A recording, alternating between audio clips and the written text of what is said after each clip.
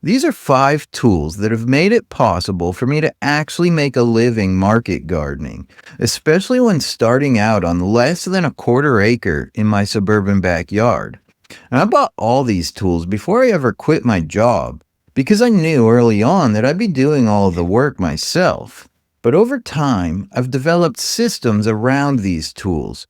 So when I hired employees, I had reliable systems in place that I could teach others that make it impossible for them to not work efficiently. But this video isn't going to be just a list of tools. It's really about the systems I've designed around these tools and how they all work together so I can actually make money farming on a small piece of land. Because you can grow the best vegetables in the world, but in reality, that doesn't mean you'll make money farming. A profitable business requires the right tools with the right systems. And by the end of this video, you'll understand how this whole system works, not just the tools themselves. And I've got a couple bonus tools I'll share with you as we go, including one at the very end that you can't buy. It's something I built myself, and once you see it, you'll understand how we're able to harvest and wash over 1,000 pounds of carrots in a single day. Yo, yo, yo, what up, Gromies? Welcome back to Chef's Harvest Farm. If you're new here, I'm Chef Mikey. I'm a former executive chef turned urban farmer, and I grow organic vegetables for local chefs and restaurants here in Knoxville, Tennessee. Now, in my last video, I showed you how I built this entire farm with nothing more than basic hand tools. But that was about 7 years ago. And since then, I've taken that little backyard garden and turned it into a sustainable business by focusing on fast-growing crops. Crops that mature in 60 days or less, and planting them every single week.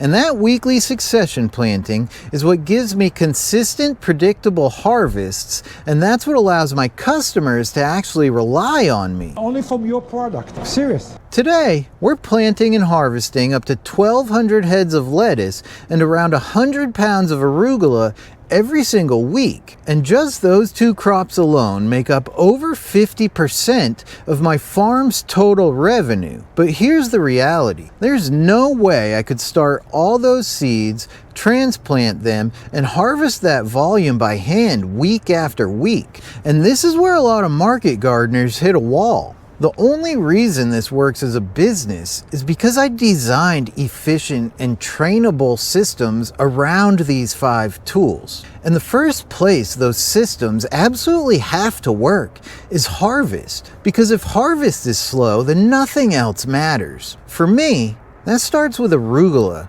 which is one of my most profitable crops for 3 simple reasons. It grows fast, 30 days or less from seed to harvest. It's direct seeded, so there's no transplanting. And most of all, I can sell up to 100 pounds a week for $13 a pound. That means my cost of production is basically just the price of seed. And as long as planting and harvesting are efficient, it's basically just profit. But the as long as part is everything. Before I had the right systems in place, harvesting arugula meant being bent over a bed with a knife, cutting 1 handful at a time. A single bed, about 30 to 40 pounds, would take me 2 to 3 hours to harvest. And beyond the time, it was physically exhausting. Being bent over for hours, cutting 1 handful at a time with a knife. And on top of that, we have a hard rule on my farm that no salad greens gets harvested after 9 a.m. in the summertime. Once it gets hot, the greens wilt fast and the quality drops immediately. So harvesting didn't just need to be fast for profitability, it's mandatory so that we can get 100 pounds harvested before 9 a.m. or else it can't get done at all. And tool number 1 turned a 3-hour arugula harvest into about a 15-minute job that I can train anybody how to do. And that tool is this, my greens harvester. So it hooks up to a power drill, and the power drill spins these and then oscillates a blade down there too. So these kind of sweep the greens into the basket, and then the blade cuts it. So on arugula harvest day, I can just grab my greens harvester. We keep it hanging right there. We keep the drills all charging over here for all of our drill powered tools. I never have to go and look for anything. It's always right where it lives. Just like hooks right on here, and then this kind of holds it in place. I always keep like the lubricant oil right next to where I store it, and then we always just take a couple drops of this before we use it, and we put it on the blade, and that just helps it so that if any dirt or anything, grime gets in there, it doesn't like seize up the blade. All right, so the way the system works is I can pull my buggy right up to the back door. So I just grab the totes, however many I think I'm gonna need. I put them into the buggy that's right outside the back door, grab my greens harvester, put everything in the buggy, and I can take everything out at once. It takes me about 15 to 20 minutes to harvest all the arugula, and I put it back in my buggy, and then I can bring it all right back, and then it just goes right through this area, right into the CoolBot trailer, which is right here. So within minutes, it can be in refrigeration, or it just comes right back into the basement, and right in here is the wash pack area. So then this is where we kind of wash all the salad greens. I'll leave links in the video description, and if you're interested in picking up any of these tools for yourself, using the links does pay me a small commission. It's a great way to support my work at no additional cost to you. So then once the arugula is harvested, then we just cover it with landscape fabric and let time do the rest. When we come back about a week later, the arugula is dead, and now it's time to get the bed ready for the next crop in the system, which is lettuce. My rule is no lettuce gets planted after 9 a.m. in the summer. So that's your first step. You got to plant it super early in the morning. I'm running a little bit behind. I should have done my bed prep yesterday and I didn't. When you're planting 1,200 heads of lettuce in a single morning, everything has to be finished before the heat of the day sets in. That's why we prep the lettuce beds the day before planting. So when we show up on planting morning, we're walking into fully prepped beds, and all we have to do is transplant. I'll show you how we transplant and seed 1,200 heads of lettuce every single week in just a minute. But first, we need to get these beds prepped. So after we pull the tarps back, we rake out the dead arugula. Now we only broad fork before planting lettuce because our transplanting tool requires nice loose soil to operate efficiently, and we'll get back to that in just a moment. So we broad fork the bed, add a fresh layer of compost, and then we use this next tool to finish the job. Once I started buying all of these tools from my paycheck, I did two things. I got an agricultural tax exemption, so I don't pay sales tax on any tools, equipment, or farm supplies used for agricultural purposes. And then I started tracking all my expenses for tax deductions. At first, I just signed up for QuickBooks. When I called QuickBooks customer service, they even told me they've never even heard of a Schedule F. So that's when I knew I needed something built specifically for farmers. And that's when I found FarmRaise. It works just like QuickBooks, only it's made just for farmers. I can snap photos of my receipts, and it automatically categorizes everything for my Schedule F form. Tax season used to be stressful and chaotic, but with FarmRaise, I have everything ready for my accountant, and all we need to do is file the Schedule F form. So I make sure I keep as much money as possible, because if you don't deduct all of these expenses properly, the government's just going to take all of your money.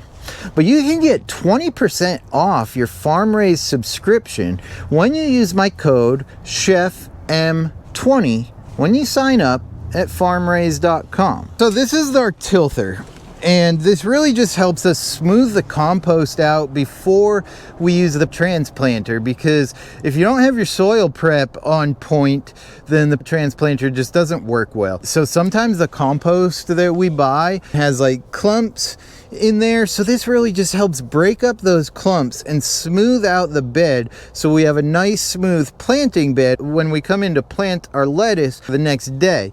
And so this tool is really not powerful enough to like till compacted soil or anything like that. It really just smooths out the compost, and it just works with a power drill.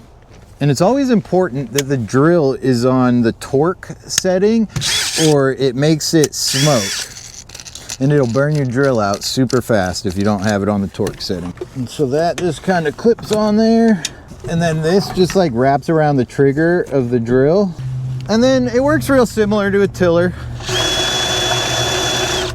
And then this really just like drags behind it, and that helps kind of pack the compost down and just leave a nice smooth planting bed. Once we run that up and down the beds a couple of times, we'll give it one final rake and our bed's prepped and ready for the paper pot transplanter.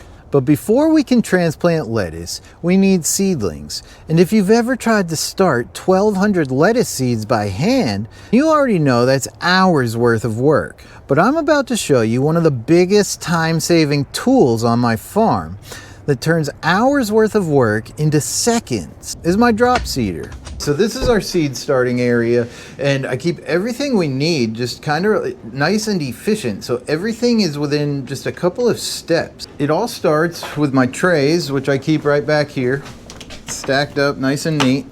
And then I keep my potting soil right here. So I can just pull that out and put it up on my bench, and I'm right-handed, so I generally like it on this side of me. Everything else I need is just right here next to me, so I don't have to go anywhere. All I gotta do is pivot and reach over to my right. I keep all my paper chains right under me here, so I've got like 4 different sizes. They come in 2-inch, 4-inch, and 12-inch also, and that's just like how far apart they are. And they all have 264 cells. So we always use 6-inch paper chains for our lettuce. So these are like, they call them like the opening bars or something like that. And they just kind of like slide right in here.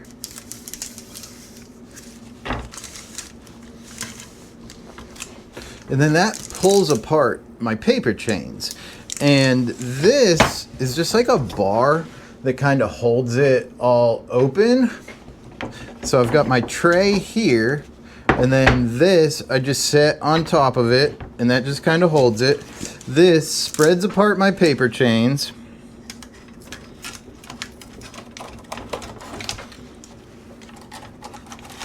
And then I can slide these out. And then that just holds open my cell trays, and it sits right in the tray. And then I can fill up my tray real quick. And then I keep my dibbler right here. So these all have 264 cells, and then this has 264 little notches that line right up with all the cells. So rather than like a typical cell tray where you got to come through and poke holes with all your fingers, takes minutes and minutes and minutes on every single tray, and just come in here with this, line everything up, and just give it a push. And that dibbles little holes in every single cell. So now I have a place for my seeds to rest. And then I can typically set that guy right there until I do my next round. And then this is my drop seeder. So there's like large holes on the bottom, and then there's a second plate on the top, and you can buy different plates for different size seeds. I'm typically using pelleted seed. So this tool doesn't really work great for small seeds. What happens is they get like jammed up in here, is what I find a lot. So it works best for big seeds and pelleted seeds. So I'm generally, we only use it for lettuce really. Sometimes like cilantro and some other crops seasonally. But I've got all these other plates for different size seeds. If you wanted to do onions or anything like that that's got a smaller seed. But then generally we're just using this plate for our pelleted lettuce seed. And so I keep all my seeds right here, and I just dump them right on this thing, and then shake them around. So you can see I've got about 1 seed in each cell. So you can see how I just line up the hole above every cell. Okay. And then I just click that button, and boom. And those are all seeded. I just like keep this like silicone thing over here. It's like super flexible so that we can dump them back into here. So it's easy for me to take the drop seeder and then just dump the seeds back into this rather than try to like dump that thing back into the jar. You know, I dump those into this silicone box and then it's like super flexible, and that helps me just dump the seeds back into my jar so you don't end up like spilling seeds everywhere. You want to come up with some type of system to get your seeds back in the jar when you're done seeding your tray. You know, sometimes they're not perfect, so it's pretty close though. It's close to perfect. I think there's 3 seeds that didn't actually get in the hole, so I just gotta make sure every hole has a seed. Sometimes there's 2, so there's 2 in this one and not 1 in that one, so just kind of fix it. And then I just kind of use my hand and just kind of cover them with potting soil. And so I only use Vermont Compost's Fort V potting soil for seed starting. I just find it is the best for these cells. It's like super fine. I mean, there's some chunks in it sometimes, but it's like minimal. But bottom line, like this stuff just grows incredible seedlings, and we never use any fertilizer at all. It's really just the best mix, and it's worth every penny. It's a little bit expensive, but it's really a savings in labor because we don't ever have to like fertilize anything. This is it, you know, all we do is add water after this. Okay, and then so once the tray is done, then I can remove this and it holds it all together. You don't want to like remove this before it's filled with soil and done, and that's the last step basically.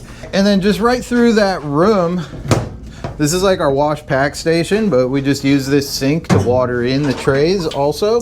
So again, it's just like a couple steps away, you know? We raise the seedlings under the grow lights, which are right here on the other side of my seedling bench. And then we raise all the seedlings in here for about 3 to 4 weeks, and then we bring them out to the nursery and we'll get them planted out there. So you can see how everything's nice and efficient. If we run out of potting soil at all too, I'll show you how we've got it set up so that anybody who runs out of potting soil, all they got to do, open up that back door and just grab a bag of potting soil right here, take it right back in there and fill up their bin. So I make it impossible for people to not work fast and efficiently. Everything's set up right here for them. Nobody has to go anywhere to do anything. We see the trays right there. You grab the potting soil here. Everything gets started under the grow lights, and then our sink for watering is just a few feet away. And now we're ready to transplant. Remember, the beds are already prepped yesterday, so on planting morning we can move fast, and this is how we transplant 1,200 heads of lettuce before 9 a.m. every single week in the summer. And then, so this is the paper pot transplanter. So the paper pot trays just sit right here, and then this kind of just goes underneath the paper chains and builds a little bit of a ramp, and then we can pull it out and they come right down in here, and we just hold it in with a landscape staple. And then when we pull it, it digs a little furrow with this, unwinds the paper chains through here, and then these wheels just kind of, this just kind of hills the soil up around the seedlings, and then these wheels really just tap it down in place. And then that's how we plant up to 1,200 lettuce heads in a single morning before 9 a.m. We can typically plant 2 to 3 beds of lettuce in under an hour. And without this, we probably wouldn't plant even 1 bed of lettuce every week, you know? I plant 4 rows per bed, and 3 paper pot trays equals 2 50-foot beds perfectly. But before we move on to the final tool in the system, I've got a bonus tool for you that's completely optional. This is just one of our little tool lean-tos, and we got another one at the other side of the farm. It's to have like everything we need anywhere, so you don't have to walk to the other side of the garden just to grab a rake. This is like just really comes in handy if sometimes the paper chains don't get buried all the way. If it doesn't, then I can come through with this and I just drag this over the paper chains, and it just kind of hills the soil up over the paper chain and buries it the rest of the way, which just really helps them from drying out so they can get established well, especially important in the summer heat. And the way the tool is actually designed is that you could dig a furrow with this end, like that, and then you can hill the furrow closed with that side. So it really helps us bury the paper chains if they don't get buried well sometimes. It's called a zipper, and I'll leave links in the video description if you want to check it out. We only broad fork and add compost when planting lettuce.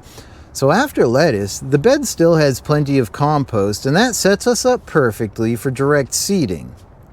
And that brings us to the next tool in the system. This is the Jang seeder, and this is what we use to seed all of our arugula. It really cuts through the soil. It's got this heavy duty furrow, drops the seeds down through there. It has these gears on the front, and this is like a little spreadsheet that they give you on the front. It tells you what gear ratios combined with which seed roller gives you what spacing. So like all these are like inches, you know, so you can adjust things for like 1 inch spacing, 4-inch spacing, 6-inch spacing. So it's like super accurate. And you can change out all these gears. All these different size gears are what helps give you different spacing combined with different seed rollers. And so you can see how like this one just has 1 row of holes down it, and this one has 2 rows of holes. So this one has 12 and this one has 24. So it's like different spacing, and then the holes are different sizes for different size seeds. So like, you know, the 24 hole is going to drop twice as much seeds as the 12 hole, combined with whatever gear ratio you want it, and you can control the spacing, especially with arugula. So we know that if we plant 7 rows of arugula on a bed at a 1-inch spacing, that within 30 days we can typically get around 30 to 40 pounds of arugula, and our harvests and plantings are predictable. All right, and then that's our main planting tool for our direct seeded crops. This is the tool we use to plant just about everything else on our farm. Outside of arugula, which we plant twice a week year round, we also use the Jang for crops like carrots, turnips, and radishes. I've got one last bonus tool for you that helps us wash 1,000 pounds of carrots in a single day. Is my root washing machine that I built. And if you'd like to see exactly how I built it, you can check out this video here. And if you'd like to learn more about how we efficiently wash and pack all of our salad greens, you can check out this video here. I really appreciate y'all being here. I hope this video is helpful, and I'll see y'all in the next one. Thanks, guys. Peace.